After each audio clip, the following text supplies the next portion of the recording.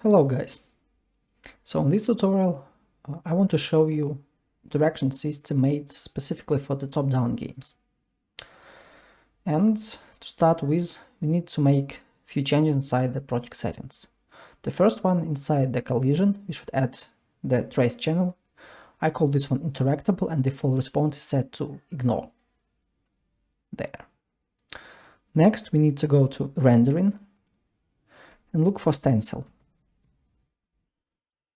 Custom depth stencil path, we should select enable with stencil. With this one, with the different values of the stencil, we can have the different type of outline, which will visually say, or we have the visual feedback that we are interacting with an object inside the world.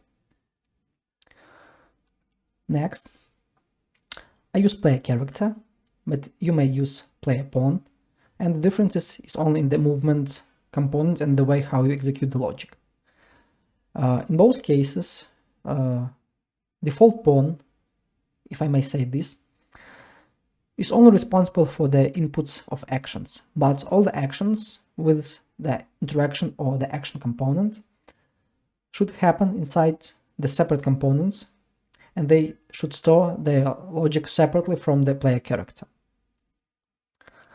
So I have interaction component, which stands only for the interactable objects, and the action component. The difference is that action component has different actions. Like if we press the left mouse button, we may execute different type of actions based on the information we have from the world. If it's landscape, we should use move to location. If it's chest or other type of interactable, we should reach to and grab or pick.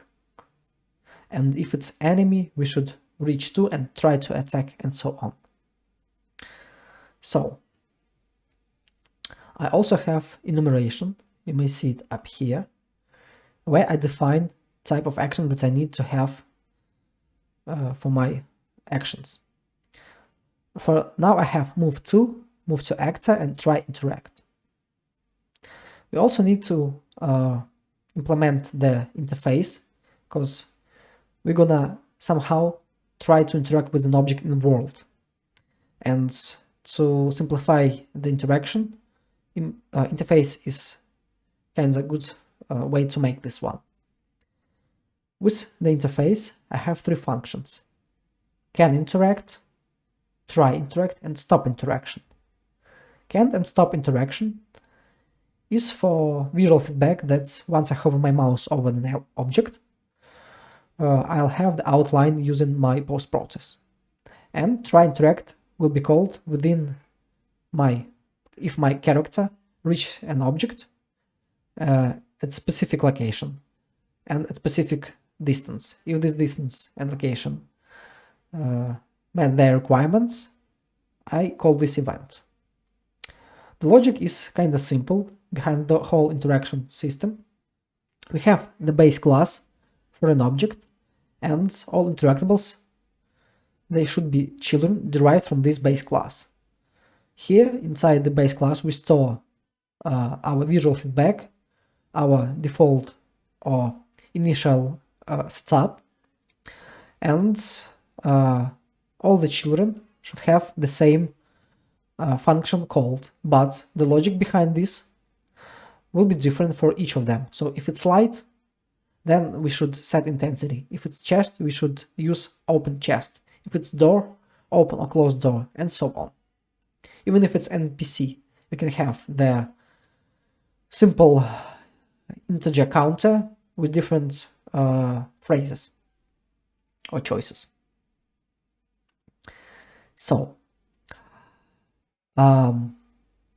let's start with the following. We have player character, and as I said, we have two components, action and interaction component. They both are actor components, so they don't store, transform information, and they look like this.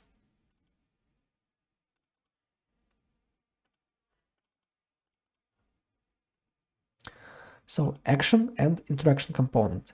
To make new, you should select with right mouse button on the empty space inside your content browser. Inside blueprint, select blueprint class. Next, select actor component. And that's it. Once you create both of them, simply add them here inside your player character.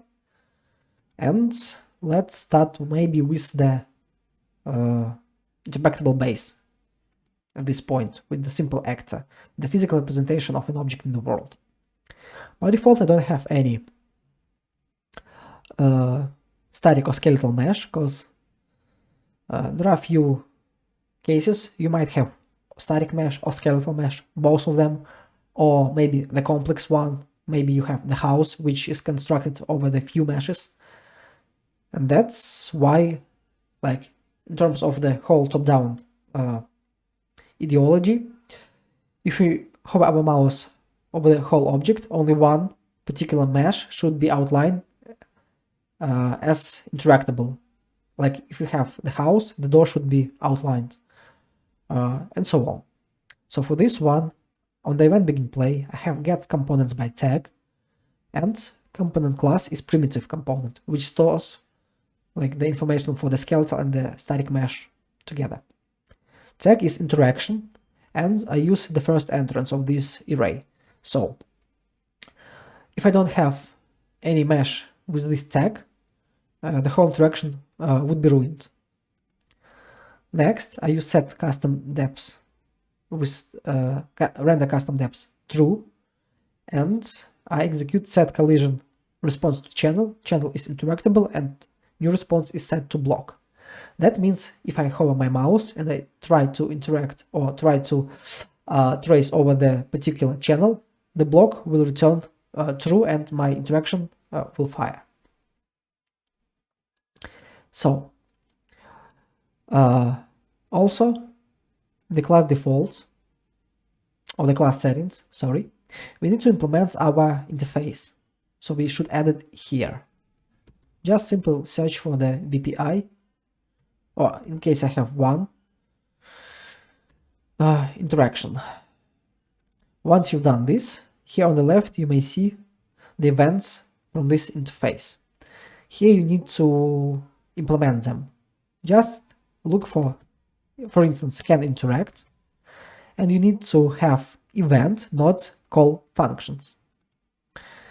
Can interact will set custom depth of value 1 to our interruptible mesh, and stop interaction value of 0. So if we have anything with the value of 1, it will be outlined. If it's 0, we'll have the final color, or our object will be visible without any visual changes.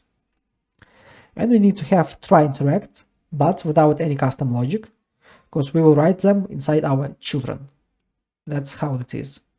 Or in case you want to have something made inside this base class, then you can have custom logic here, but then for the children we should use call to parent function, but we are not right now in our child class. I'll show it a little bit later.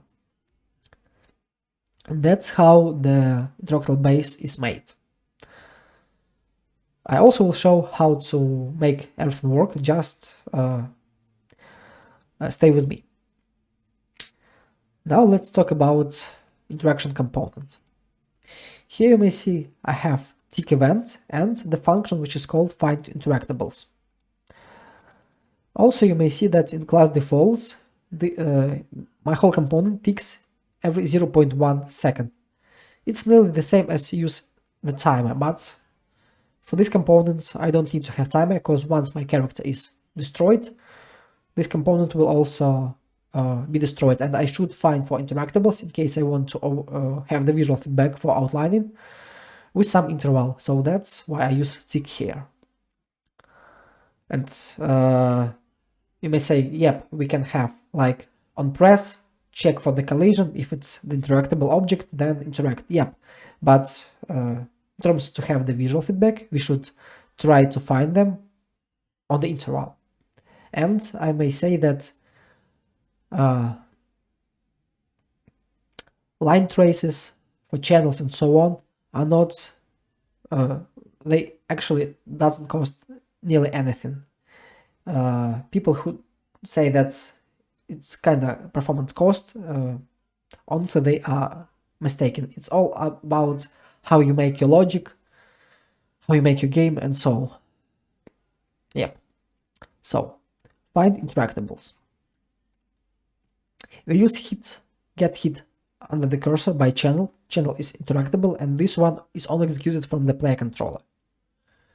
We don't need to trace over the complex collision, and I store hit actor as the temporal hit actor, just in case to have my graph more cleaner. This component also has last interactable and boolean can interact. Last interactable is the simple actor. That's it. The beauty of using interfaces is that I don't need to have cast or specific class reference, so I can use the simple actor as an abstract class, and if this one is has an implementation of an interface, it will fire the whole function that it has. So next I use get validated on the last interactable. To make this one, you simply get reference, press right mouse button, and use convert to validated get. The logic is kind of simple.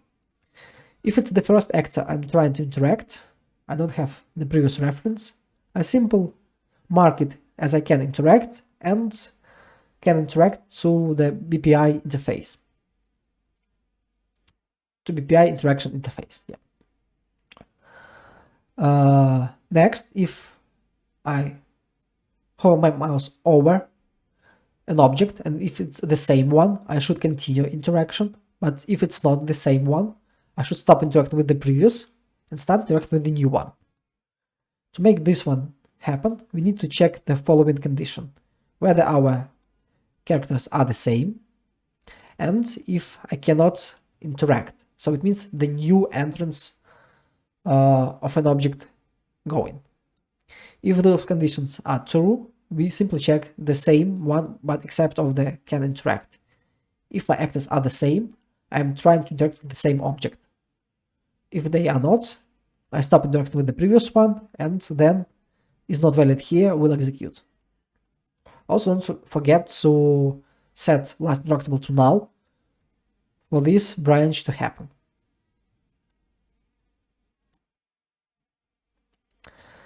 And I have another function, it's the pure one, called get current interactable. So I need this one to be called within my player character. I'll show it also. And return node is simple actor, yep. So next, player character. Here we have the input, and from the interaction component I use this function get current interactable and store it so I can manipulate with this reference whenever I want in my graph.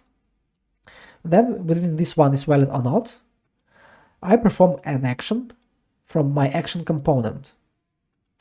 So action component. Here I have a few functions. Perform action stores the enumeration and the target over which should I perform my action. Depending on enumeration, I use switch. I have multiple choices. If it's moved to location, I get hit under the cursor, but trace for the complex, so I can detect the landscape, and if the result is true, I simply use move to location. And in perspective of the top-down games, you should have the nav mesh bounds, like I have, on your level, so you can perform the move to operations.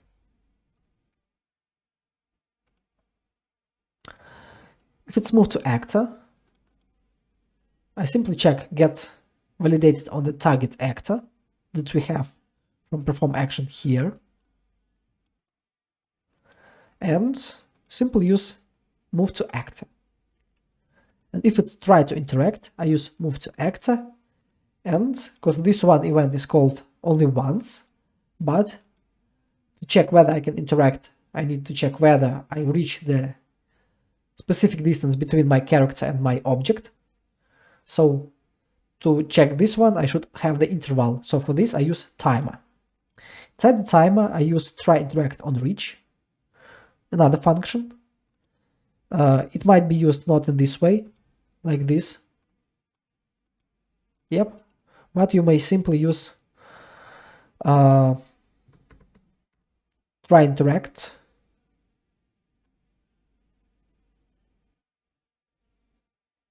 I don't see it. Try interact on reach. Yeah, but this one it's not a custom method, it's a function, so yep, I cannot call it from here just like this. So, and I also need to have timer. So once I reach my target, my object, I should clear it and stop ticking over this interval. Try interact on reach. I check whether my target is valid. If it's not, I should stop ticking. If it's valid, I have another function, does spawn reach target, which simply checks the distance between my character and an object. And if it's within 1 meter or 100 units, I return boolean to check whether it's true or not, whether I reach it or not. And if it's so, I clear the timer, and depending on what, like if you have pawn, character, it doesn't matter, I get reference to the movement component and use stop movement immediately. Like all the actions that I told you before should be executed over this action component, whether it's the movement, interaction, and so on. And I use try interact call to my interface, or actually the message. And target actor is an object we are trying to interact with. So back to our player character, we check if the interactable is valid, we use try interact. If it's not, we use move to. And that's the simple implementation of this kind of universal logic. The last here is to show you my post process. So we use stencil mask. Value of 1 here determines whether we stay with the final color or with the tint one. And we also need to use this check for the depth. So in case our character or other object is like standing in front of an object we are trying to interact with, it should not be used as the translucent one. It should cover the part of this object. So here we check scene depth and custom depth. If the scene depth is higher, we use our selection. If it's not, we use simple final color. Here we have the color. RGB goes for the tint, and alpha here for the intensity of the color. And that's it. That's the whole post process. Now I'll show you how to make this one work. Let's go here. Let's create the child. To the child 1, and we will create the new child. We open up both of them and add the static mesh. Here we go with the sphere. Next, tag, and we add interaction.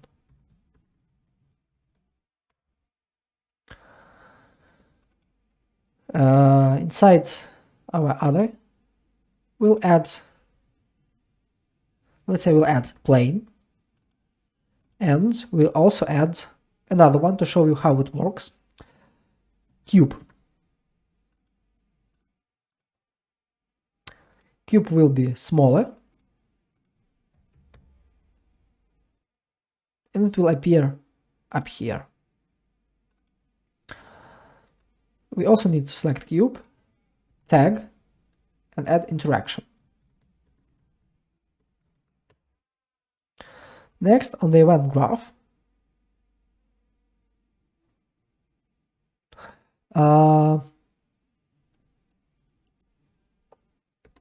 try interact event.